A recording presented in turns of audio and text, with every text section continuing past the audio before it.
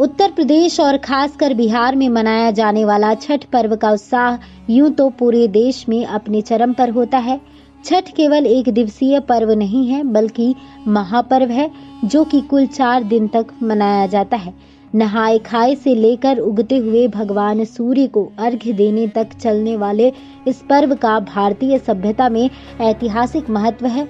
छठ पूजा की शुरुआत इसके विस्तार से वैसे तो कई सारी मान्यताएं जुड़ी हैं, लेकिन पौराणिक कथाओं में जिन मान्यताओं का विवरण अधिक मिलता है, इस वीडियो में हम उसे बताने जा रहे हैं। पहली कथा की बात करें तो महाभारत के अनुसार इस पर्व की शुरुआत अंगराज कर्ण से मानी जाती है। अंगराज कर्ण के विषय में कथा यह है कि वे पांडवों की माता कुंती और सूर्य देव की संतान हैं। कर्ण अपना आराध्य देव सूर्य देव को मानते थे। अपने राजा की सूर्य भक्ति से प्रभावित होकर अंग देश के निवासी सूर्य देव की पूजा करने लगे। धीरे धीरे सूर्य पूजा का विस्तार पूरे बिहार और पूर्वांचल क्षेत्र तक हो गया।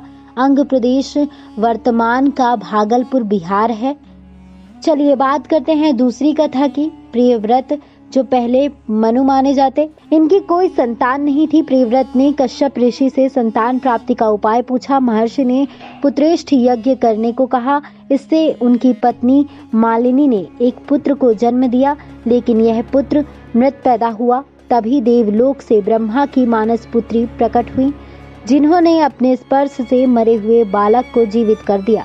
तब महाराज प्रियव्रत ने अनेक प्रकार से देवी की स्तुति की। देवी ने कहा कि आप ऐसी व्यवस्था करें कि पृथ्वी पर सदा हमारी पूजा हो। तब राजा ने अपने राज्य में छठ व्रत की शुरुआत की। चलिए बात करते हैं तीसरी कथा की। किंदम ऋषि की हत्या का प्रायश्चित करने के लिए जब महाराज पांडु अपनी पत्नी कुंती के साथ वन में दिन गुजार रहे थे, तब उन दिनों पुत्र प्राप्ति की इच्छा से महारानी कुंती ने सरस्वती नदी में सूर्य की पूजा की। इससे कुंती पुत्रवती हुई। इसलिए संतान प्राप्ति के लिए छठ पर्व का बड़ा महत्व है। कुंती की पुत्रवधू और पांडवों की पत्नी द्रौपदी ने उस समय सूर्यदेव की पूजा की थी, जब पांडव अपना सारा राजपाट गंवाकर वन में भटक रहे थे। चलिए बात करते हैं अगली कथा की। छठ पर्व में सूर्य की पूजा का संबंध भगवान राम से भी माना जाता है। दीपावली से छठे दिन भगवान राम ने सीता के संग अपने कुल देवता सूर्य की पूजा सरयू नदी में की थी। भगवान राम ने देवी सीता के साथ षष्ठी तिथि का व्रत रखा और सरयू नदी में डूबते सूर्य को फल, मिष्ठान एवं अन्य वस्तुओं से अर्घ्य प्रदान किया। सप्तमी तिथि को भगवान राम ने उगते सूर्य को अर्घ्य देकर सूर्य देव का आशीर्वाद प्राप्त किया। इसके बाद राजकाज संभालना शुरू किया। इसके बाद से आमजन भी सूर्य षष्ठी का पर्व मनाने लगे। ये जानकारी वेबसाइट्स और अन्य जगहों से प्राप्त हुई है।